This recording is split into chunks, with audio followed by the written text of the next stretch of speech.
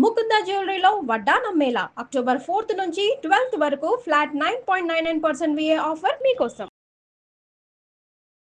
నమస్తే రమగారు. నమస్తే జయ. రమగారు, మనకి అట్లతద్ది ఉంది ఈ నెలలోనే. ప్రతి పండుగ గురించి మనం ప్రతి సంవత్సరం మాట్లాడుకుంటూనే ఉంటాం. కానీ కొత్తగా చూసే సబ్స్క్రైబర్స్ కోసం, కొత్తగా పెళ్ళైన పిల్లల కోసం, తల్లిదండ్రులు కానీ పెద్దవారు కానీ కొంచెం తోడుగా లేకుండా సలహా తీసుకోవడానికి అవకాశం లేని వారి కోసం నేను ప్రతి పండుగ కూడా మీతో చెప్పిస్తూ ఉంటాను. ఎందుకంటే కొన్ని కొన్ని కామెంట్స్ చూస్తూ ఉన్నాను. అంతే, కామెంట్స్ గురించి మాట్లాడక్కర్లేదు కానీ మళ్ళీ అవసరమా అనే దానికి నా సమాధానం అనమాట. కొత్తగా వచ్చే పిల్లల కోసం కొత్త పాయింట్స్ యాడ్ అవుతూ ఉంటాయి. విషయం ఒకటే అది. సో మరి అట్లతద్ది జరుపుకునే విధానం, పాటించాల్సిన నియమాలు. పూర్వం జరిపేవాళ్ళు జయ. ఉండ్రాళ్ళ తద్ది, అట్ల తద్ది, అవును. అసలు ఊళ్ళల్లో అయితే నోములు ఎంతో ఉంటాయి. నోములు ఉంటాయి. సరదాగా గడిచే పండగ, స్త్రీల పండగ అనే చెప్పాలి. పూర్తిగా ఆడపిల్లలదే ఇది. కొందరి ఇళ్లలో తద్ది నోములు ఉంటాయి ఖచ్చితంగా. మాకున్నాయి రమగారు. మీకు ఉన్నాయి కదా. పిల్లలు కొంచెం పెద్దవాళ్ళు అయ్యాక ఆడపిల్లలతో చేయిస్తారు, నోమిస్తారు, పట్టిస్తారు నోము. అక్కడి నుంచి పెళ్ళిళ్ళు అవ్వగానే పెళ్ళైన మొదటి సంవత్సరం అట్ల తద్ది నోము పట్టడం ఒక నియమంగా ఉంటుంది. ఇందులో డ్యాన్సులు, పాటలు, సినిమా వ్యవహారాలు ఏమి ఉండవు. దీంట్లో పూర్తిగా ఉన్నది ఉపవాసము, పూజ, వాయనము. సందర్భం కాదు, ఆ, మీరు అన్నారు కాబట్టి ఒక మాట చెప్తున్నాను. అన్నిట్లో కలిపేస్తున్నారు కదా రమ్మగారు. అన్నిట్లో కలిపి సినిమాలు పెట్టేస్తున్నారు, ఆ పాటలు పెడుతున్నారు. ఈ ప్రతి పండుగలోనూ సినిమాని జోడించేసి ఫ్యాన్సీగా చేసేసుకోవట్లా. చేసేసుకుంటారు. ఫ్యాన్సీగా చేస్తే చేసావు, అసలు దిగ చెయ్యాలిగా. అసలు మానేసి కొసరు వేషం వేయకూడదు. అదే కదా. అసలు వేసి అసలు చేయవలసింది చేసి మిగిలింది కూడా చేసుకోవచ్చు. అవునండి, మంచిదే. ముందుకు తీసుకెళ్తున్నారు ఏదో రకంగా. కాకపోతే అదేదో ముందుకు తీసుకెళ్ళి అసలు వదిలేస్తే ఎట్లాగా? ఇదేంటంటే ముందు రోజు నుంచి చేసుకుంటారు. అట్ల తద్ది నోమంటే ముందు రోజు తలంటి పోసుకోవటం, ముందు రోజు రాత్రి గోరింటాకు పెట్టుకోవటం, రాత్రే వంట చేసి పెట్టేసి తెల్లవారుజామునే లేచి ముఖాలు కడుక్కుని అంతే, ఇంక స్నానం చేసి కాదు, స్నానాలు చేయకుండా తెల్లవారుజామునే ఆ భోజనం, అన్నం ఏ వండుతారో వంట చేసి పెడతారు కదా రాత్రి, మిగిలినవి అవి కాదు, ఫ్రెష్గా వంట చేసి పక్కన పెట్టేవాళ్ళు. తెల్లవారుజామునే భోజనాలు చేసేయటం, పిల్లలు తాంబూలాలు కూడా వేసుకుని వెన్నెట్లో ఆడుకోవటానికి వెళ్ళి ఉయ్యాలు ఊగటం, స్నేహితురాలతో కలిసి ఆడుకోవటం, పగలంతా ఉపవాసం ఉండి రాత్రి చుక్కలు చూశాక అప్పుడు గౌరీ పూజని చేసుకుని వాయనం ఇచ్చి అప్పుడు మళ్ళీ భోజనం చేయటం, పగలు ఉపవాసం. ఇది ఒక్కొక్క ప్రాంతాల్లో ఒక్కొక్క రకంగా చేస్తారు. అట్ల తద్ది వాయనం అంటే అట్లు వాయనం, అట్ల తద్ది పండక్కి, తద్ది పండక్కి అట్లే వాయనం. ఉండ్రాళ్ళ తద్ది చేసినప్పుడు ఉండ్రాళ్ళు వాయనం ఇస్తారు. అట్ల తద్ది ఇంచుమించుగా అన్ని వీటిలో కమ్యూనిటీస్లోనూ కనిపిస్తుంది. తద్ది నోములు ఉన్నాయి మాకు అని చెప్తారు. అత్తవారింట్లో తద్ది నోములు ఉంటే కనుక ఆ నోము పట్టించటము, కథ చెప్పుకుని అక్షింతలు వేసుకుంటారు. పూర్వకాలపు కథ ఏంటంటే ఈ కథ వల్ల ఆ మంచి భర్త లభిస్తాడని, ఐదోతనం ఎక్కువ కాలం ఉండటం కోసమని, తర్వాత ఏంటంటే వివాదరహితమైన వైవాహిక జీవితం కోసం, గొడవలు, కొట్లాటలు, ఆస్తి సంబంధమైనవి, మర్యాదలకు సంబంధించిన వ్యవహారాలు, ఇతరత్ర వ్యాపారాలు, వేరే వ్యవహారాలు అవి రాకుండా ఉంటాయని గౌరీదేవిని కొలుస్తూ ఈ పూజ చేసుకుంటారు. మన దగ్గర అట్ల తద్ది నోములు లేవు, ఎవరో ఫ్రెండ్కి ఉంది, వాళ్ళు నోచుకుంటారు. 3-4 ఫ్రెండ్స్ కలిసి చక్కగా రాత్రి ముందు రోజు స్నానాలు చేసి తలంట్లు పోసుకుని గోరింటాకులు పెట్టుకుని తెల్లవారుజామున లేచి కాసేపు కబుర్లు చెప్పుకోవచ్చు. అవును, మంచి కాలం కదా. ఏ పండగైనా జయ, మనకి లేదు, మనకు తెలీదు, మనం చేసుకోము. మా చిన్నప్పుడు ఎప్పుడు లేదు, ఇప్పుడు చేయక్కర్లేదు, ఇవన్నీ పాయింటే. ఈ పండుగని ఈ సమయంలో అని ఎందుకో ఒక ప్రత్యేక కారణంతో నిర్ధారించబడి ఉన్నది అది కదా. అవును కదా. ఇప్పుడు చూడు, దసరా 9 రోజులు 10 రోజులు మన ప్రాంతంలో మనం ఎన్ని రకాలుగా చేసుకున్నాం. ఒక్కొక్క చోట అమ్మవారిని నిలబెట్టారు. మరి తెలంగాణ ప్రాంతంలో అమ్మవారిని ఏమో పువ్వులతోటి అలంకరించి బతకాలమ్మ అని బతికించుకున్నాము. ఇక్కడ ప్రాంతం అదే కదా. కొన్ని చోట్ల బొమ్మలు పెడతారు, కొన్ని చోట్ల అమ్మవారిని నిలబెట్టారు, కొన్ని చోట్ల జపం చేసుకున్నారు, కొన్ని చోట్ల చండీ యాగం చేయబడింది. ఈ ప్రత్యేకమైన రోజుల్లో ఈ అమ్మవారి యొక్క అంటే ప్రకృతి సుప్రసన్నంగా ఉంటుంది కాబట్టి ఇలాంటిది ఏదైనా ఆధ్యాత్మిక విధానాన్ని దేన్ని అవలంబించినా అది సరైన మార్గంలో వెళ్తుందని, మంచి ఫలితాన్ని ఇస్తుందని కదా. అంతేగా. ప్రాంతాల వారీగా పూజా తంతు విధానము మనం వాళ్ళ అమ్మవారి దుర్గని అవతారాలతో చేస్తాం. గౌరే చేసుకునే వాళ్ళు ఉన్నారు. మన దగ్గర ఎన్ని తేడాలు ఉన్నాయి. ఓ చోట ఒక రకం అవతారం అయితే ఇంకో చోట ఇంకొక అవతారం, కానీ రోజులు మాత్రం అవే కదా. అవును. అందుకని ఇవి ప్రత్యేకమైన రోజులు అని చెప్పబడినప్పుడు అందరూ చేసేది కాకపోతే మీకు చేతొచ్చిన ఇంకో విధానాన్నైనా మీరు అవలంబించవచ్చు కదా. అట్ల తద్దే పండుగ అందవాళ్ళు ఎవరో చేసుకుంటారు, పేపర్లో రాస్తారు. రేపు అట్ల తద్దే అని టీవీలో చెప్తారు. ఏ భక్తి టీవీ పెట్టినా కనపడుతుంది, న్యూస్ పేపర్ తెరిస్తే కనిపిస్తుంది, మనం ఒకళ్ళం కనపడతాం. తదినాడు మీరెవరితో పోట్లాడకండి, అవును. గొడవలు పడద్దు, భర్తలతో యుద్ధం చేయబోకండి, చక్కగా ఏదైనా గౌరీ పూజ చేసుకోండి, చక్కటి మంచి ప్రసాదం చేసి నలుగురికి పంచిపెట్టండి, 4 పళ్ళు పంచుకోండి. ఏం చేయకూడదమ్మా, అది ఏ మంచి పనైనా చేయొచ్చు కదా. చెయ్యకూడనివి మానేయండి.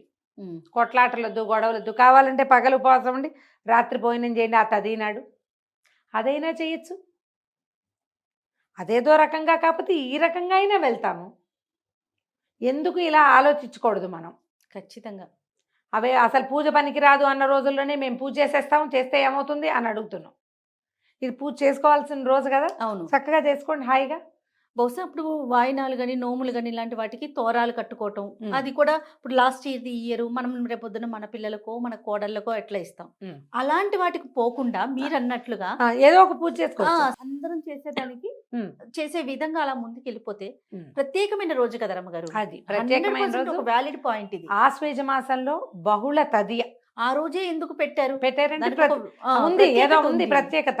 ఆ ప్రత్యేకత ఏమిటో మన లాజిక్ తెలియటల్లా. కానీ లాజికల్గా ఆలోచిస్తే ఇది ప్రత్యేకమైన రోజు అని క్యాలెండర్లో రాస్తున్నారు. వాళ్ళు ఎవరో కొంతమంది పూజ చేసుకున్నారు, మనం కూడా చేసుకుందాం పూజ, అది అంతే హ్యాపీగా. మీ దగ్గర కనుక ఈ నోము చేసుకునే విధానం ఉంటే మీ ఇళ్లలో ఏ విధానం ఉందో దాన్ని పాటించండి. నాకు తెలిసి రమ్మగారు 5 ముత్తైదువులు తీసుకుంటారు, ఒక పోతురాజు అంటారు. అంటే ఆ ముత్తైదులు ఒక ఆయన హస్బెండ్ అనమాట. వీళ్ళకి రమ్మగారు ముందు రోజు నైటే గోరింటాకు, పసుపు, కుంకుమ, కుంకుడికాయలు, నలుగు పిండి అనుకుంటాను నాకు అంతగా మన ఇంటికి ఎవరినైతే ముత్తైదులు 5 పెట్టుకున్నాము 5, 7, 11 అట్లా ఆ లెక్కన వాళ్ళకి పంపిస్తే వాళ్ళు ఎర్లీ మార్నింగ్ లేచి వాటిని వాడుకుంటారు. సాయంత్రం వాళ్ళకి నులక మంచం ఉంటుంది చూడండి, ఆ మంచం మీద ఇటు ఒకళ్ళు అటు ఒకళ్ళు నుంచొని వాయినం ఇస్తారు రమ్మగారు. అది ప్రాంతాల వరకు మీ ప్రాంతంలో అట్లా చేస్తారు. అట్లా చేస్తారు.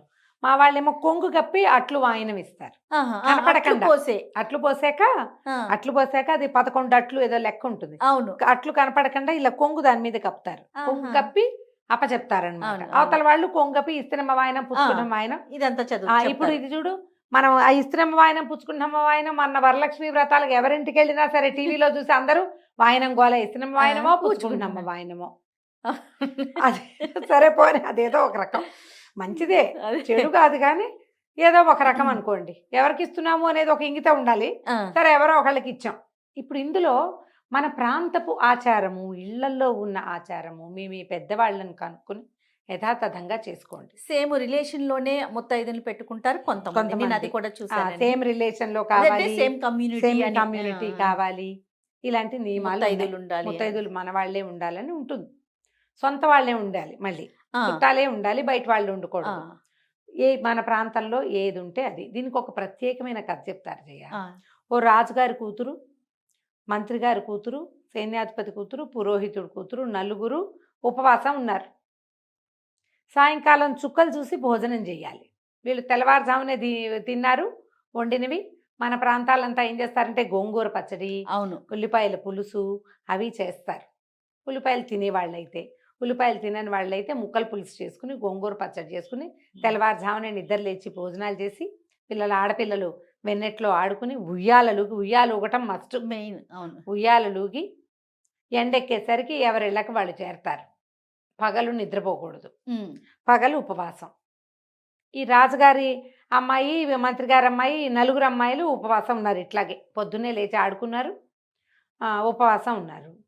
రాజుగారి అమ్మాయి సొమ్మసిల్లిపోయింది. సాయంకాలం 5 అయ్యేసరికి ఆ పూట ఏమైంది, మేఘావృతంగా ఉండి చంద్రుడు కనపడలా. అయితే పిల్ల సొమ్మసిల్లిపోతుందని రాజుగారి అబ్బాయిలు ఏం చేశారు, ఏదో ఒక తెల్లటి వస్తువుని అద్దంలో చూపించి చంద్రుడు కనపడ్డాడు, అన్నం తినేసే అని తినిపించేశారు. ఓహో! తినిపించేస్తే ఏమైంది, మంత్రి గారి అమ్మాయికి, సైనాధిపతి అమ్మాయికి, పురోహితుడి గారి అమ్మాయికి చక్కటి మొగుళ్ళు వస్తే, రాజుగారి అమ్మాయికి మాత్రం ముసలి భర్త వచ్చాడు. హ్మ్. ఆ తర్వాత తెలుసుకున్నారు ఇట్లాంటివి చేయటం వల్ల అంటే ఈ దోషం వ్రతం తప్పటం వల్ల ఇట్లా జరిగింది అని. అప్పుడు మళ్ళీ మరుసటి సంవత్సరం మళ్ళీ జాగ్రత్తగా ఆ అమ్మాయితో వ్రతం చేయిస్తే, ఆ భర్త నిజానికి ఆయన యువకుడు ఏదో శాపవశాత్తు అట్లా అయిపోయాడు. ఆయన శాపం తీరిపోయి మళ్ళీ యువకుడు అయిపోయాడని ఒక కథ చెప్తారు. హుహు. ఎప్పుడు కూడా వ్రతం ఏదైనా నియమం అంటూ ఉంటే నియమాన్ని పాటించాలి. సాయంకాలం గౌరీ పూజ చేసుకోవటం, వాయనం ఇచ్చి వ్రతం పూర్తి చేసుకుని అప్పుడు భోజనం చేయాలి. ఓకే. పగలు ఉపవాసము, నిద్రపోకూడదు. హ్మ్. ఎక్కడికైనా బయటికి వెళ్తాలో అవి చేసినా అవి ఇవి ఏమీ తినకూడదు. పూర్తిగా శాకాహారంతో ఉండాలి. ఈ నియమాన్ని పాటిస్తూ మనం అట్ల తద్ది వ్రతాన్ని చేసుకోవచ్చు. ఇప్పుడు ఇవన్నీ పాటించలేము, ఇంత చేయలేము, కొంత చేస్తామంటే మీ అత్తగారిదో మీ అమ్మగారిదో పర్మిషన్ తీసుకోండి. ఎంతవరకు చేయగలరు? ఏం చేయమంటావు అని అడిగి వాళ్ళు ఏం చెప్తే అది ఇంత చేసుకోవచ్చు, ఇంత మటుకు చేయొచ్చు అంటే అది మనం చక్కగా ఆ తదియ మంచిది, ఈ తృతీయ మంచిది, గౌరీ తృతీయ అలా చెప్తారు. దీని పేరే ఉమాచంద్రోదయ వ్రతం అంటారు. ఈ అట్ల తద్దినో వ్రతాన్ని ఉమాచంద్రోదయ వ్రతం. ఉమాదేవి వస్తుందట. ఈ ఉమాదేవి అంటే ఎవరంటే పరబ్రహ్మ స్వరూపిణి ఆమె. పార్వతీదేవి పరబ్రహ్మ స్వరూపిణి. మనకేంటంటే భర్తలతో ఆనుకూల్యతని ఇవ్వగలిగే తల్లి ఆమె. అందుకని ఆ ఉమాదేవిని, గౌరీదేవిని పూజిస్తాం. ఆవిడ ఎప్పుడు భర్తతోటి సగభాగంలో కలిసి ఉంటుంది కదా. అందుకని మనం ఆవిడని కనుక ప్రార్థిస్తే సరైన భర్త లభిస్తాడు. భర్తలతోటి మంచి సంబంధ బాంధవ్యాలు ఉంటాయి. మీరు అది లేకపోతే నేను చెప్పినట్టుగానే పొట్లాడొద్దు. ఈరోజు మంచి రోజు 9వ తారీఖు వచ్చింది, సరిపోతుంది. జాగ్రత్తగా చేసేసుకోండి. పొద్దునే పూజ చేసుకోండి. సాయంకాలం కూడా మళ్ళీ ఒకసారి చంద్రుడిని చూశాక ఒక మాట చంద్రుడు తక్కువ కనపడతాడు. అవునవును. ఎందుకంటే పౌర్ణమి వెళ్ళిన 3వ రోజు కదా, కనిపిస్తాడు బాగానే. ఈ మబ్బు కనుక ఉంటే కాస్త ఆలస్యం అవుతుంది అంతే. చంద్రుడిని చూసి భోజనం చేసేసేయచ్చు. మేము ఈ ప్రాంతాల వారి ప్రకారం ఏం చెప్పబడిందో దాన్ని పాటిస్తే సరిపోతుంది. చాలా వాటికి ఇట్లా చంద్రుడిని చూసినాక భోజనం చేయాలని ఎందుకు పెట్టారంటారు రమ్మగారు? చంద్రుడు మనఃకారకుడు జయ. మనకి ఆడపిల్లల్ని చంద్రుడు రక్షిస్తాడని చెప్తారు. మనకి జాతకాలు ఇవి ఆస్ట్రానమీ వాటి ప్రకారము, జ్యోతిష్ శాస్త్రం ప్రకారము చంద్రుడు రక్షకుడుగా ఉంటాడు ఆడపిల్లలకి. ఓకే. శాస్త్రం ప్రకారం చెప్పబడింది అనమాట. అందుకని ఆయన్ని చూడడం వల్ల ఏమవుతుంది, మంచి జీవితంలో ఎక్కువ ముందుకెళ్తాం మనం. భర్తలతోటి కలిసి ఉండటము, సంసారం బాగుండాలంటే ప్రధానంగా సర్దుకోవాల్సింది మనసు. ఆ మనసులో ఇతరమైన భావాలు రానివ్వకుండా ఉంచుతాడు కాబట్టి చంద్రుడిని చూడాలంట. రైట్ రమ్మగారు. ఓకే, నమస్తే అండి. నమస్తే.